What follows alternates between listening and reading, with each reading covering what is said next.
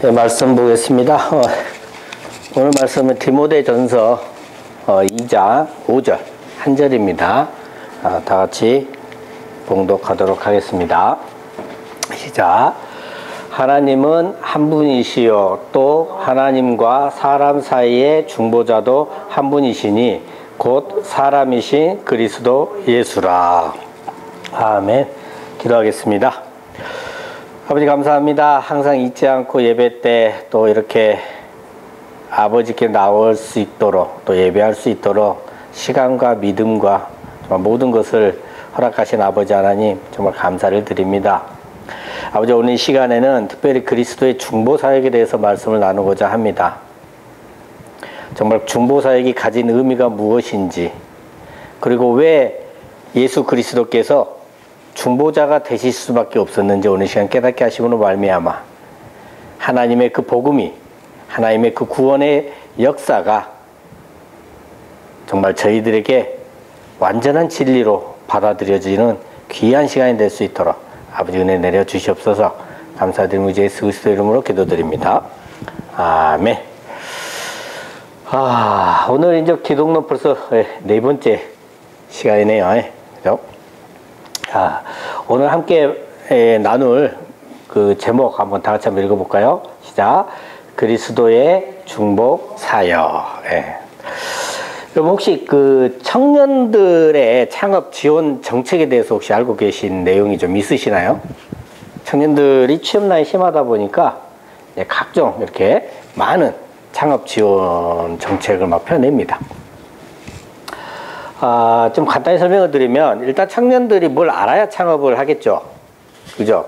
그러니까 어떻게 하냐면 먼저 창업을 위한 교육을 상당 기간 시킵니다. 그래서 배워서 뭘 알아야 이걸 하든 저걸 하든 뭐든 할 수 있을 테니까 그렇게 하겠죠. 자, 그 다음에는 창업에 필요한 모든 것을 지원해 줍니다. 정말 모든 것을 지원해 줘요. 창업하려면 공간이 필요하죠. 또 마케팅, 코칭, 그리고 창업 자금까지 해서 사업할 수 있는 여건 자체를 다 마련해 줍니다. 그리고 이제 아이템 창업 같은 경우에는요, 조금 더 이렇게 발전을 시키면은 사업 아이템으로서 가능성을 인정을 받게 되잖아요. 그러면 기업하고 연결이 돼요. 그래서 사업화 자금을 지원받아서 본격적인 사업 확장을 할 수도 있게 됩니다. 근데 창업으로 성공하는 것이 생각보다 쉽지가 않죠. 그래서 다수는 실패를 하게 됩니다. 자, 그럼 여러 가지 돈도 받고 막 지원을 받았잖아요. 자, 실패하면 어떻게 될까요? 정부에서 청년들에게는 다시 재기할 수 있는 기회를 또 제공해줘요. 자, 실패는 성공의 어머니라는 말이 있어요. 자, 그럼 한번 실패를 맛본 청년들이 다시 재창업을 하니까 이제 성공할 수 있겠네요. 쉽지 않겠죠. 그러니까 재기하고자 하는 창업 청년들은 당연히 그동안의 경험을 토대로 해서 뭔가 좀 다시 개선해 가면서 정말 열심히 합니다. 근데 이 또한 쉽지가 않습니다. 또 다수는 또 실패하게 되죠. 자, 그럼 어떻게 해야 됩니까? 어떻게 해야 100점 100승을 할 수가 있을까요? 어떻게 하면 100% 성공하게 할 수 있느냐는 거죠. 만약에 전지전능한 엄청난 능력자가 대신 운영을 해줘서 100% 성공하게 해주면 되겠죠. 근데 인간사에 전지전능한 능력자는 없다는 것이 문제입니다. 자, 최근 뉴스에 나왔던 그 완도 실종 조인화 양 가족 사건 아시죠? 워낙에 뭐 많이 나온 뉴스니까요. 사업하다 망하고 빚도 많이 졌었던 것 같고요. 또 코인에 투자도 했다가 완전히 망가졌던 것으로 보입니다. 부부가 아이에게 수면제를 먹이고 함께 자동차를 탔지 물속에 빠져서 이제 일가족이 죽었습니다. 자살로 추정이 되죠. 저 주변도 보니까 요즘 코인에다가 이렇게 투자했고 낭패를 보신 분들이 정말 많아요. 근데 그게 한탕을 노렸다기보다는요, 진짜 이 정도까지 바닥을 뚫고 오히려 지하에까지 내려가리라고는 상상을 하지 않았을 거란 말이죠. 그래서 이렇게 문제들이 붙은 거거든요. 근데 코인 투자에도 또는 이렇게 운영하던 어떤 사업장에도 전지전능한 능력자가 해줬다면 실패하지 않았을 거라는 거죠. 근데 여러분, 이게 넘들 일 같죠? 우리 삶도요, 사실은 살아가는 그 삶 자체가 죽느냐 사느냐예요. 목숨 걸고 살고 있는 겁니다. 왜요? 천국이냐? 지옥이냐? 근데 만약에 내 삶의 결정을 나 자신에게 맡긴다면, 바늘길을 뚫고 어떻게 성공하면 천국, 실패하면 지옥이다. 어떨 것 같아요? 네? 지금 청년들이 창업 때문에 이렇게 힘들어하는데 진짜 살떨려서 살 수나 있겠습니까? 너무 힘들지 않겠어요? 제가 그런 입장에 처해진다면 너무나 엄청난 모험이고 저는 도저히 감당할 수 없는 일이 될 것 같아요. 그래서 하나님께서, 예수님께서, 성령께서, 그러니까 삼일째 하나님께서 그냥 다 해주시는 거예요. 100% 성공해서 천국에 갈 수 있도록. 이것이 바로 창세전에 선택받은 하나님의 자녀들이 받는 축복이다라는 거죠. 여기서 이렇게 감사가 나와야 맞는 거죠. 이렇게 다 해주시는 이 축복이 바로 오늘 함께 나누게 될 바로 그리스도의 중보 사역입니다. 하나님과 사람 사이의 중보자는요, 단 한 분이십니다. 누구죠? 그리스도, 예수 그리스도십니다. 그리스도는 하나님과 사람 사이의 유일한 중보자가 되시는데요. 왜 그런가 하면 중보자가 되기 위한 자격을 보면 오직 예수 그리스도 외에는 될 수 없다는 것을 알 수가 있습니다. 자, 이 중보라는 말을 조금 이해를 해야 되는데요. 원래 중보는 좀 적대적인 사람들 그 사이에서 이 갈등의 원인을 해결해 주거나 서로 화해할 수 있도록 주선하는 역할을 하는 사람을 말합니다. 또 중보는 서로 모르는 사람 사이에서 특정 내용이나 조건 또는 협약 등을 양자 모두에게 보증하는 역할을 하는 사람을 가리키는 말이기도 합니다. 그렇죠? 그러나 이것이 성경에서는 하나님과 사람 사이의 중보자가 된 그리스도를 지칭하는 신학적 큰 의미를 가지고 있게 됩니다. 여러분, 결혼 중매자 있죠? 중매자. 그것도 중보의 일종이거든요. 결혼을 중매하는 사람은 신랑과 신부 양쪽의 사정을 잘 살피고 조화시키는 일을 해야 하죠. 이처럼 중보자는 중보하는 양쪽 모두를 잘 알아야 돼요. 그래서 중보자가 된 그리스도께서는 참 하나님이시면서 참 사람이어야 합니다. 우리가 하나님은 이렇더라 배워서 알고 있죠. 또 우리가 조금 경험해보니까 사람은 이렇더라 하고 알아. 근데 이것을 배워서 아는 것은요, 진짜 아는 게 아니에요. 그냥 아는 것으로 착각하고 있는 것 뿐입니다. 하나님과 우리 사이의 중보자가 되기 위해서는 하나님과 사람에 대해서 잘 알아야 되죠. 그럼 가장 잘 아는 분은 누구냐? 하나님을 가장 잘 아는 분은 하나님이시죠. 사람을 가장 잘 아는 분은 사람입니다. 그래서 중보자의 자격은 참 하나님이시면서 참 사람이어만 하는 거죠. 그죠? 근데 죄인된 사람은 하나님 앞에 서게 되면 어떻게 돼요? 바로 죽어요. 그래서 죄인된 사람 대신에 죄 없는 사람이신 예수님께서 하나님 앞에 나서 주시는 것이에요. 그리고 또 피조물이 뭘 어떻게 하든 간에 하나님을 온전히 이해할 수 없고요. 하나님과의 격차도 비교 자체가 말이 안 될 정도로 너무나 격차가 크게 나니까 하나님 입장에서 볼 때는요, 참 답답하고 막막하실 것 같다라는 얘기죠. 저희 이 집 막내가요, 아주 아기 때 그 오리로스 고기를 먹고요, 설사를 엄청 했어요. 병원을 부랴부랴 데리고 가보니까 장염이 이게 굉장히 심하게 와가지고 설사가 멈추지 않고 며칠째 나왔다는 거죠. 병원에 입원했는데도 설사가 안 멈춰요. 굉장히 힘들었어요. 며칠을 입원한 끝에 겨우 이제 나와가지고 퇴원을 했는데요.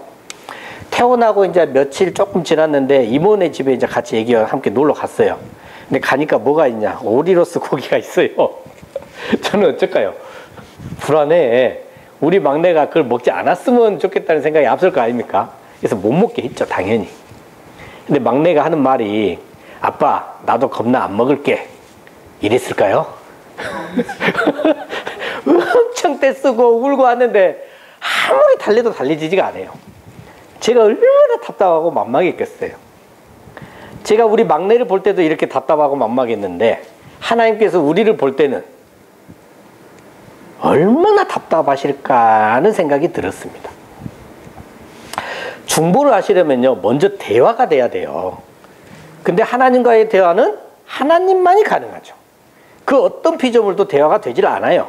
그래서 참 하나님만이 하나님을 화목해 하실 수 있습니다. 그래서 참 하나님이시면서 참 사람이신 신인 양성을 모두 소유하고 계시는 예수 그리스도만이 유일하게 중보 사역을 감당할 수 있다라는 겁니다. 네.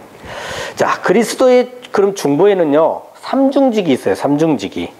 바로 이렇게 보면 선지자, 제사장, 왕입니다. 아까 청년 창업에서요, 가르쳐서 창업할 수 있는 여건을 마련해 주었잖아요. 예. 그것처럼 하나님의 말씀을 전하면서 가르치는 이 선지자직을 수행을 하시고요. 또 우리가 구원을 받을 수 있는 여건을 마련하시는데 이 제사장직을 통해서 마련을 해 주십니다. 그리고 그 다음에 절대 실패하지 않도록 100% 구원받을 수 있도록 전지전능하신 그리스도께서 이 왕직을 통해서 다스려 주시는 거예요. 그래서 그리스도께서 하시는 이 중보 기도는요, 절대로 그리스도의 삼중직으로 말미암아 절대로 실패함이 없습니다. 이게 우리에게 위안을 주는 거예요. 자, 그럼 그리스도의 중보직 안에 있는 세 직에 대해서 하나씩 살펴보겠는데요. 여기서부터는 이전에 이미 살펴봤던 내용들과 상당히 겹치는 부분이 많거든요. 그래서 그런 부분들에 대해서는 그냥 뭐 지나가든지 아니면 빠르게 이렇게 지나가든지 하면서 최대한 지루하지 않도록 노력을 해보겠습니다. 지루하지 않도록 하겠다는 게 아니라 지루하지 않도록 노력을 하겠다고 분명히 말씀을 드렸어요. 뭐라 하지 마세요. 자, 먼저 선지자직입니다. 자, 선지자직은 아까 뭐라 했어요? 하나님의 말씀을 전하며 가르치시는 거죠. 이것을 얘기하죠. 실제로 구약 시대에서는 메시아의 도래를 선지자로 말씀을 하셨습니다. 메시아가 올 것이다 라는 걸 얘기하셨고요. 또 그리스도께서는 자기 자신을 스스로 선지자로 인정하셨고요. 그리스도께서는 선지자로서 성부 하나님으로부터 메시지도 가져오셨고 또 미래 일도 예언하셨고요. 말씀의 권세는 물론 사람들로부터도 인정을 받으셨다는 거죠. 그리고 오늘날은 그리스도께서 이 성령을 통해서 선지자직을 계속 이어가십니다. 자, 이러한 그리스도 선지자직이 반드시 필요하거든요. 반드시 필요해. 그 가장 중요한 이유가 있어요. 여러분 혹시 태어났을 때를 한번 생각해 봅시다. 여러분이 태어났을 때 생각나세요? 네. 생각난다는 분이 있던데 가끔 이렇게 물어보면 한번 생각해 봅시다. 어찌 됐든 간에 억지로 생각해 봐. 그러면 하나님 감사합니다. 내가 태어날 때 원죄를 유전받아서 지옥에 갈 수밖에 없는데 예수님을 이 땅에 보내주셔서 저 대신 고난받으시고 십자가에 죽기까지 순종해 주시고 부활하심으로 구원해 주셔서 감사합니다 라고 이렇게 하신 분이 있으세요? 오히려 누가 와서 당신은 죄인이다 하면 어때요? 아니 이 사람아 내가 왜 죄인이야 하고 따지고 굉장히 기분 나빠할 거란 얘기예요. 그러니까 우리가 죄인임을 처음부터 알지 못합니다. 첫째 아담이 그 원죄를 전가받는다는 것을 어떻게 우리가 스스로 알 수 있겠냐는 거죠. 그래서 그리스도의 선지자직은 도대체 뭐라는 거냐? 우리를 그 죄의 무식에서 구원하기 위한 가르치시는 사역이에요. 네. 그래서 이것이 그리스도께서 선지자직을 수행하시는 가장 중요한 이유입니다. 자, 그리고 다음은 그리스도의 제사장직입니다. 그리스도께서는 영원한 대제사장이 이렇게 되시는데요. 그럼 왜 그리스도께서 대제사장직을 수행을 하실까요? 그것도 영원히. 자, 그리스도께서 선지자직을 통해서 우리가 죄를 깨닫도록 해 주셨잖아요. 자, 그 깨달음이 와요. 그러면 이제 어떻게 됩니까? 진짜 깨달아졌으니까 이제 이 죄를 어찌할까 하는 고민을 하게 되겠죠. 근데 아무리 고민하고 또 대책을 마련해 보려고 해도 해결을 할 수가 없습니다. 해결이 되질 않아요. 착한 일도 해보고 뭐 하지만 또 나쁜 짓도 할 것이고, 아무리 좋은 생각을 해보려고 해도 나쁜 생각도 들을 것이고, 도저히 답이 안 나와. 그러니까 어떻게 해요? 그리스도께서 대속물이 되시는 겁니다. 그래서 대속물이 되셔서 세상 죄를 지시고 화목제물이 되어 주시는 거예요. 우리 대신 죄값을 치르시고 죽으셨잖아요. 아무 대가 없이, 값 없이. 성자 하나님께서 사람을 대표하셔서 죄값 다 치르시고 하나님 앞에 나아가심으로 그리스도의 중보자가 되어주신 것이 바로 뭔 직이다? 제사장직이다. 대제사장직이다라는 거죠. 자, 그리스도는 선지자로서의 이 가르침은요, 도덕적 가르침의 성격이 강합니다. 선지자직으로서 볼 때는. 반면에 제사장직으로서의 가르침은 어떤 제의적인 율법의 성격이 강합니다. 그러니까 희생과 제사와 관련되는 거예요. 자, 희생제물의 의미로 하나님의 어린 양, 유월절 양, 뭐 이런 식으로 성경은 표현이 됩니다. 자, 이외에 그리스도의 제사장은 우리를 위해 간구하심, 그리고 우리의 대언자의 역할도 되고요. 또 병자를 고치시는 것도 제사장직에 포함이 됩니다. 제 말대로 하고 있죠. 제가 안 졸리게 열심히 노력은 하지만 가끔 졸리시잖아요. 그렇죠? 네, 그럴 것 같더라고요, 분위기가. 자, 아무튼 그리스도의 제사장직을요, 성령의 구원 적용 사역을 통해서 오늘날도 계속되고 있다라고 생각하시면 될 것 같고요. 그래서 이러한 그리스도의 제사장직은 영원하다라는 겁니다. 영원하다. 그렇죠? 자, 이제 그리스도의 왕직입니다. 자, 그리스도께서 선지자직을 통해서 죄인임을 깨닫게 하시고 회개케 하십니다. 그리고 제사장직을 통해서 죄를 해결해 주셨습니다. 그리고 이제 이 왕직의 이 다스림을 통해서 우리가 넘어지지 않고 구원을 온전히 이룰 수 있도록 모든 걸 다 이루어 주신다는 거죠. 자, 그리스도는요, 본디 하나님이십니다. 그래서 제2위의 하나님으로서 본연의 왕권과 그러니까 본연의 왕권이 신적 왕권을 갖고 있어요. 그리고 중보사역을 완성하심으로써 부여받은 왕권이 또 있습니다. 그죠? 그래서 신적 왕권은 뭐냐면 원래 하나님이니까 원래 하나님께서 원래부터 갖고 계신 그 왕권. 그래서 여기 보면 그죠? 네, 주권적이고 본질적이고 절대적인 그런 다스림을 갖고 계시다. 중보적 왕권은 경륜적 왕권이라고도 하는데요. 순종과 고난의 상급으로 성부 하나님으로부터 부여받은 왕권이다. 이렇게 됐죠. 자, 지금 제가 신적 왕권과 중보적 왕권을 나눠서 설명을 했잖아요. 이렇게 설명을 하고 나면 자칫 별개의 것으로 구별돼서 생각할 수 있는데 사실은 신적 왕권과 중보적 왕권은 별개로 나눠지질 않아요. 같은 겁니다. 근데 이제 편의상 설명을 하기 위해서 좀 나눠놨다. 이렇게 생각하시면 될 것 같아요. 아무튼 중보적 왕권은 뭐냐? 교회를 다스리시는, 그리고 만물을 다스리시는 이런 것이 중보적 왕권입니다. 자, 그리고 말씀과 성령으로 신자의 영적 삶을 다스리고 계시고, 보호하시고, 온전케 하시고, 그죠? 또 통치하시고, 그죠? 그리고 교회의 머리가 되시는 거. 이런 것들이 이제 중보적 왕권이 되겠습니다. 여러분, 기도 많이 하시죠? 대답 안 하신 분은 기도를 별로 안 하신다고 생각하겠습니다. 이 기도는요, 그리스도께서 지금의 나를 다스려 달라는 거예요. 그래서 기도를 통해 이것저것 많은 대화를 그리스도와 나누게 되는 거죠. 그래서 기도도 우리가 이 중보적 왕권의 그리스도께 엎드리는 것이다 라고 생각하시면 될 것 같고, 마지막 재림 때 이제 완전한 다스림이 이루어집니다. 자, 원래 오늘 여기까지 딱 끝내고 속죄를 다른 주로 넘기려고 했거든요. 근데 이 속죄 내용이 그동안 주구장창했던 기독론에 이미 다 배웠어요. 그래서 다룰 게 별로 없더라고요. 그래서 조금 빨리 하고 하자 해가지고 가지고 왔거든요. 그래서 내용은 긴 것 같아도 별것 없습니다. 좀 빨리 살펴보고 마무리 짓도록 하겠습니다. 우리가 죄를 사함을 받기 위해서는요, 아까 우리 자신이 해결하지 못하니까 어떻게 했어요? 그리스도의 대속사역이 반드시 필요한 것이죠. 그래서 이러한 대속사역은 하나님의 선하시고 기뻐하신 뜻이다라는 거고요.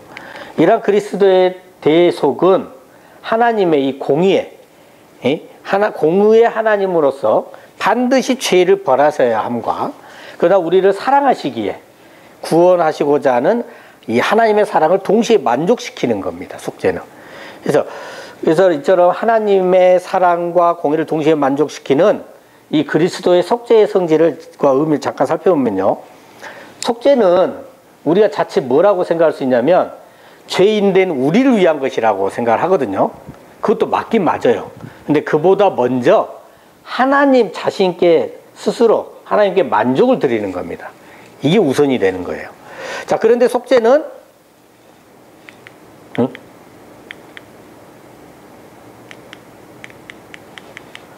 없어져 버렸네요. 그냥 말로 하겠습니다. 있으나마나 빨리 지나가야 되거든요. 네, 똑똑한 놈입니다. 아무튼 속죄는 죄인된 우리가 감당할 수 있나요, 없나요? 없죠. 그래서 그리스도께 대신 저주를 다 전가받아서 감당해 주셨습니다. 자, 속죄는 바로 그리스도의 이 희생의 공로에 근거한 거죠. 그리고 그리스도의 고난과 십자가에서 죽으시까지의 이 순종이란 내용들이 나와요. 이제 자발적인 순종이고요. 그리스도의 속죄가 가진 의미에 중요한 게 또 하나 있는데 뭐냐면 하나님의 진노를 달래고 진정시킨 거예요. 근데 원래 죄 때문에 하나님과 우리 인간들은 원수가 됐었거든요. 그러니까 원수는 아무 데나 쓰는 말이 아니잖아요. 근데 하나님과 화목하게 해주심으로 다시금 관계를 회복시켜 주신 것이 예수님께서 하셨다라는 이런 내용이 속죄입니다. 다 아시겠죠? 네. 자, 그럼 속죄의 순종도 뭐 그냥 다 아실 것 같은 게 쭉 넘어가고요. 마지막에 속죄의 범위만 잠깐 보도록 하겠습니다. 범위. 그 카톨릭에서는요, 가장 큰 차이점이 이 속죄의 범위거든요. 카톨릭 등이에요. 카톨릭뿐만 아니라 여러 가지 유사 종교들에서는, 그러니까 이단으로 우리 기독교에서 이단이 나오잖아요. 이 이단에 속하지 않고 독립적으로 있는, 카톨릭도 독립적으로 있잖아요. 예수 그리스도와 연관된 종교들 중에서 대부분이 그리스도의 속죄에 대해서 뭐라고 표현을 하냐면 보편적인 것이다, 이렇게 표현을 해요. 이 말은 무슨 말이냐면 그리스도께서 모든 사람의 죄를 사할 목적으로 죽으셨어요. 그렇지만 그 의도된 목적을 이루지 못한 것이다, 이 말이에요. 이게 무슨 뜻이냐? 그리스도의 속죄가 구체적인 구원을 이루어낸 것이 아니고 구원의 가능성만을 열어놨다고 얘기를 합니다. 그래서 개인의 구원은 누구한테 달렸다? 개인의 선택의 결과에 따르게 된다라는 거예요. 우리 예전에 기독교에서도 이런 거 없었나요? 마치 구원이 우리가 믿어야 구원 받는 것처럼 얘기 안 한가요? 이렇게 표현하시잖아요. 예수 그리스도를 믿으면 뭐예요? 구원을 얻으리라. 믿으면. 그럼 그 말을 듣는 사람이 어떻게 생각할까요? 내가 왜 믿어? 이러잖아요. 너나 믿어. 그러잖아요. 안 그래요? 그러니까 마치 사람이 믿어야 뭐 한다? 구원받아야 한다. 이게 잘못된 신앙, 엄청 잘못된 신앙입니다. 우리 개혁주의에서는요, 성경을 근거로 올바르게 해석을 하는데요, 그리스도께서는 모든 사람을 구원하기 위해 죽으신 것이 아닙니다. 택함 받은 구체적인 사람들을 위해 죽으신 겁니다. 그러니까 그리스도의 속죄는 오늘 이렇게 예배드리고 있는 하나님의 자녀된 창세전부터 선택받은 우리를 위한 것이라는 거죠. 믿어지십니까? 네. 지속적으로 지금 이렇게 기독론에 대해서 쭉 살펴보고 있는데요, 어떤 각도에서 어떤 주제를 다루든 우리가 알 수 있는 것은 뭐였냐면 우리를 향한 하나님의 사랑과 그리스도의 순종이었습니다. 그리고 체계적인 지식을 통해서 왜 하나님께서 예수 그리스도를 통해서 자녀들을 구원하시고 하나님의 뜻을 이루실 수밖에 없었는지를 알 수 있었다라는 게 가장 큰 이익입니다. 여러분, 성경은요, 공부하고 파면 팔수록 뭔가 흠 잡을 때가 나오는 것이 아니라 하나님의 깊고 오묘한 뜻만이 나오게 됨을 알 수 있습니다.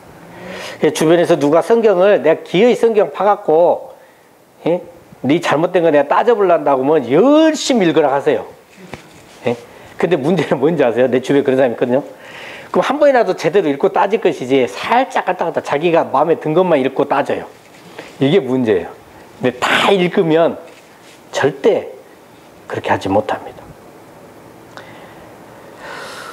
부디 조금이라도 믿음이 흔들렸던 분들은 이러한 시간을 통해서 다시금 붙잡는 시간 되시기를 원하고요. 굳건한 믿음 소유하신 분들은 다시금 깨닫고 매 순간 하나님을 위해 살아가시는 저와 여러분 되시기를 예수 그리스도 이름으로 축원합니다.